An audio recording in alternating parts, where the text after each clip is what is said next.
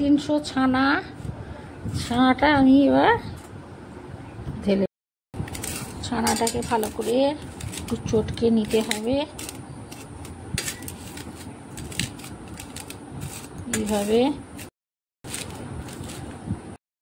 খোয়া ক্ষীর 1 চামচ বা 25 গ্রাম থেকে 30 গ্রামের মধ্যে, 1 চামচ ময়দা, সুজি 1 চামচ, চিনি 1 চামচ। আস্ত দেবেন না, গলতে সময় লাগবে, একটু গুঁড়ো করে নিলে এর মধ্যে তাড়াতাড়ি মিশে যাবে। এগুলো এর মধ্যে সব দেব। চিনির গুঁড়োটা, খোয়া ক্ষীর, সুজি আর ময়দাটা একসঙ্গে দিয়ে দিলাম। চিমটে খাবার সোডা 1 চিমটে দেবেন, বেশি দিলে একসঙ্গে আমি মিশিয়ে নেব।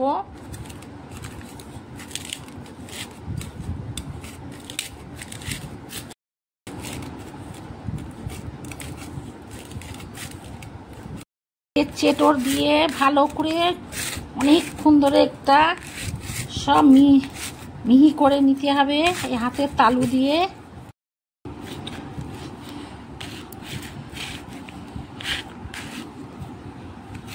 খুব ভালো করে হাতের তালু দিয়ে অনেকক্ষণ ধরে ঘষে নিতে হবে, পুরো সব সমেত। আগে সমস্ত জিনিসগুলো চটকে নেবেন, তারপর হাতের তালু দিয়ে থালায়, কানা উঁচু থালা নেবেন, নিয়ে এতে অনেকক্ষণ ধরে ভালো করে দেখুন কত সুন্দর নরম হয়েছে। এরকমভাবে করে নেবেন, ভালো করে ঘষে নেবেন থালায় পুরোটা।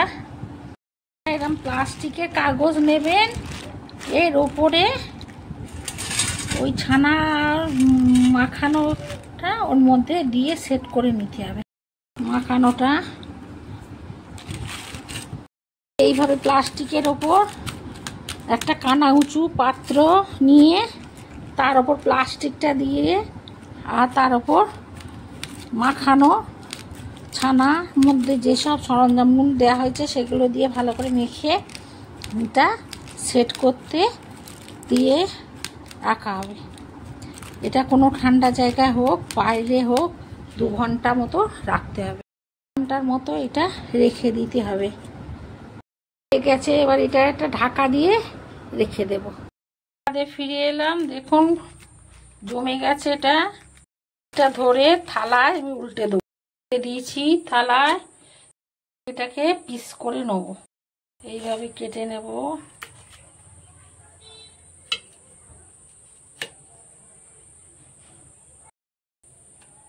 এইভাবে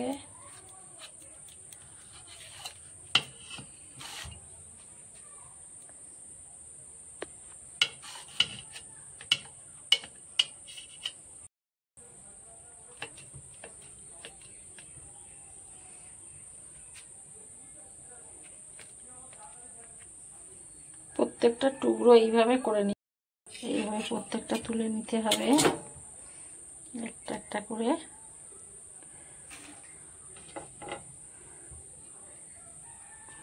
প্রতিটা টুকরো দেখুন কত সুন্দর হয়েছে, প্রত্যেকটা দেখুন কত সুন্দর হয়েছে।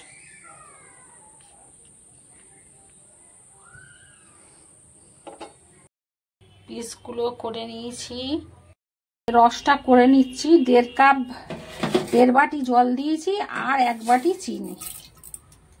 চিনিটা সব গলে গেছে, এবার রসটা ফুটুক।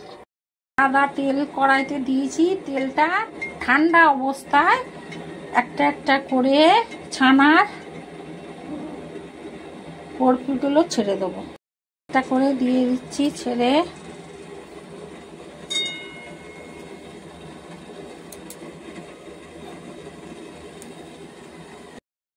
সবগুলো দিয়ে দিয়েছি। এখন আস্তে আস্তে উপরে উঠছে। যখন প্রত্যেকটা ভেসে উপরে উঠবে তখন গ্যাসের ফ্লেমটা একটু মাঝারি মিডিয়াম করে দেবেন। প্রত্যেকটা উল্টে দিচ্ছি। রসটা এখনো বাকি আছে, আর একটু হবে। দেখুন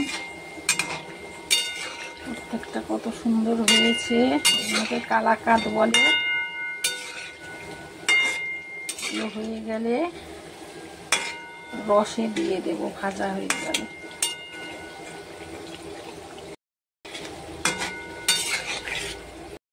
আমার হয়ে গেছে, এইগুলো রসে, এবার রসে এগুলো একটু ভালো করে ভিজুক।